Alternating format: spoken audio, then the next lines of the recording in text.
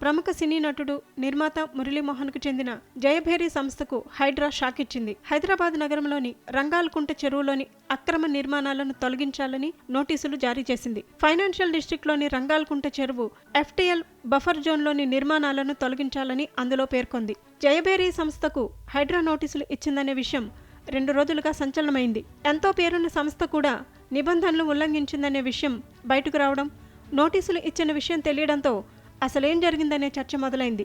Gachibowli financial డిస్ట్రిక్ట్లో రంగాల్కుంట చెరువు ఉంటుంది. ఆ చెరువు చుట్టూ ఆక్రమణలు తొలగించే యాక్షన్ ప్లాన్లో భాగంగా FTL బఫర్ జోన్లో ఉన్న నిర్మాణాలు కూల్చివేయాలని నిర్ణయించారు. ఈ క్రమంలోనే జయభేరికి చెందిన నిర్మాణాలున్న చోట 3 అడుగుల మేర రేకుల షెడ్ పరిధి దాటి నిర్మించినట్టు గుర్తించారు. దాన్ని తొలగించేందుకు 15 రోజులు టైం ఇచ్చింది హైడ్రా. లేదంటే తామే కూల్చేస్తామని జయభేరి సంస్థకు నోటీసులు పంపింది.